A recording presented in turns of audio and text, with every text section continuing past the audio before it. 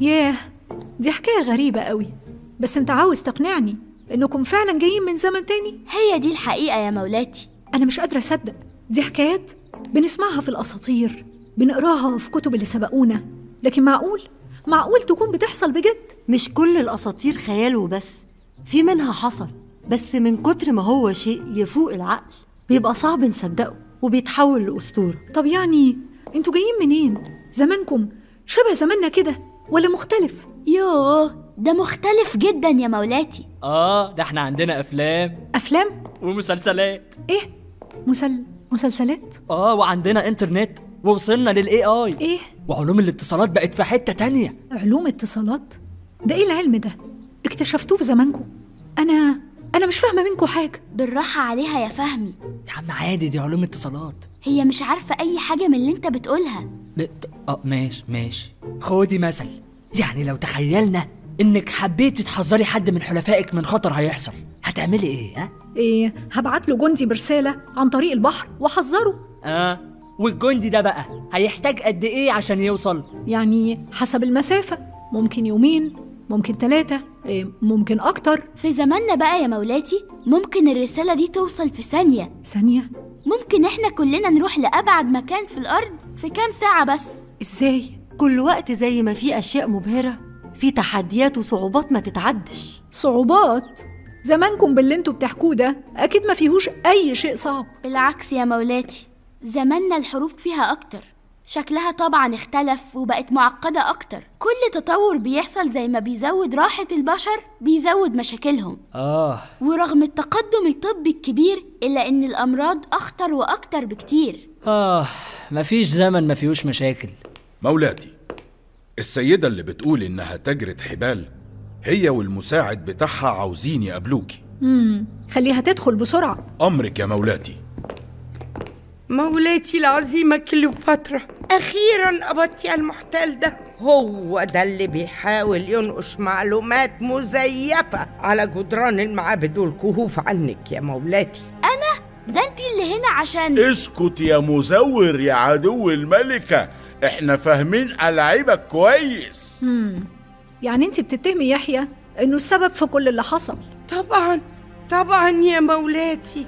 هو في غيره؟ أيوة، في غيره. وده مين ده بقى يا مولاتي؟ اللي خطط ونفذ كل ده يا جميلة. يا حراس. أمرك يا مولاتي. اقبضوا عليهم. لا يا مولاتي أرجوكي لازم تسمعيني آخر مرة. خدوها على السجن لحد ما أشوف هعمل معاها إيه.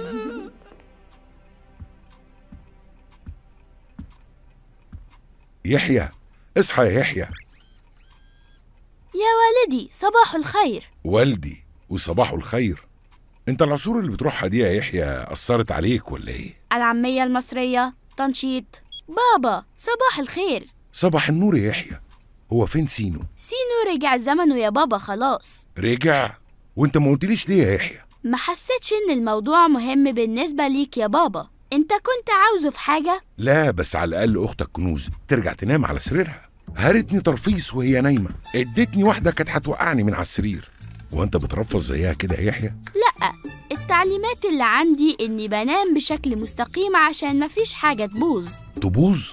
حاجة ايه اللي تبوظ يا ابني؟ اقصد يعني ما برفضش يا بابا. كويس، عشان لو جيت نمت جنبك في يوم ولا حاجة.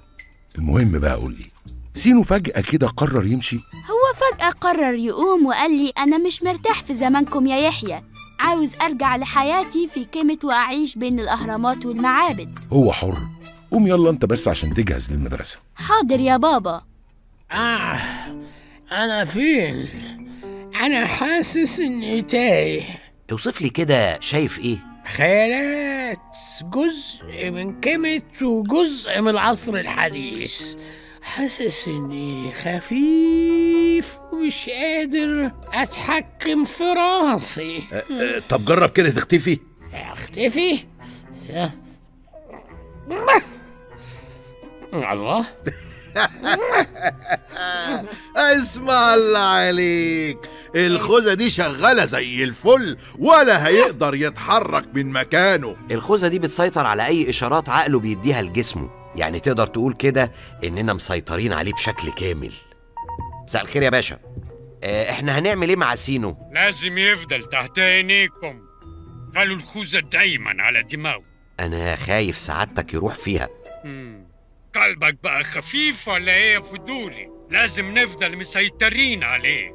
هو ده الكارت الجاي اللي هنلعب بيه مع يحيى. مش فكرة قلبي خفيف ولا حاجة يا فندم، بس ده بني آدم برضه زيه زينا، بس حظه الوحش بقى هو اللي رماه في سكتنا. اسمع الكلام فضولي لحد ما أقولك هنعمل إيه. ايه اللي خلاكي تقبضي على جميلة حتى قبل ما تتأكدي من كلامها يا مولاتي؟ مستحيل كنت هعمل كده غير لما اتأكد ان نيتها شريرة يا يحيى. عشان كده انا امرت بمراقبتها كويس قوي. بعد اول مرة قالت لي فيها انها تاجرة حبال، جنودي سألوا وعرفوا كويس ان مفيش تاجرة بالاسم ده بتروح من كيميت لروما، وبعدها اكتشفت حقيقتها. جميلة شرها خلاها تستخدم كل ذكائها بطريقة غلط، زيها زي كتير موجودين في كل زمان ومكان. بس دلوقتي ما بقاش في خطورة منها يا يحيى. بس لسه الخطر موجود يا مولاتي. تقصد ايه؟ لازم تتحركي بسرعة. الأسطول المصري وجيش أنطونيوس في خطر كبير، ولو اتأخرتي أسطول أوكتافيوس هيحاصره، خصوصاً بعد خسارة عدد كبير من الجنود بسبب مرض الملاريا. لو الكلام ده حقيقي يبقى كده في خطر كبير على مصر. لو أوكتافيوس انتصر على أنطونيوس والأسطول المصري هيبقى الباب مفتوح لروما تدخل مصر بمنتهى السهولة.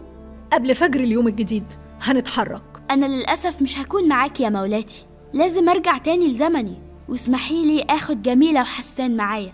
وجودهم في أي عصر أنا مش فيه خطر كبير حتى لو في السجن.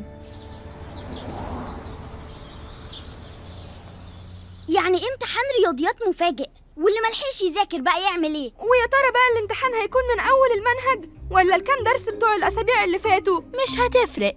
ازاي يعني مش هتفرق؟ على الاقل نكون فاكرين المسائل ونعرف نحل. ولا صحيح انت كده ما بتحبش الرياضيات؟ يعني لو لسه المسألة محلولة قدامك امبارح مش هتفتكر حلها. الرياضيات وأي مادة فيها تطبيق عملي هي أقرب حاجة لعقلي. من امتى؟ تقدري تقولي إني ساعات ما ببقاش مركز، لكن أنا فعلا بحب الرياضيات. اسكت، كله يركز، الامتحان جاي صعب. ها؟ لازم كلنا نكون مركزين. أظن مفهوم. جابوك جذر التربيعي. كل دي مسائل. متقلقوش، وهحسب الوقت من بعد توزيع الورق. ها؟ كان المفروض يبقى أصعب من كده شوية. مش عايز صوت خالص، ركز في ورقتك بقول.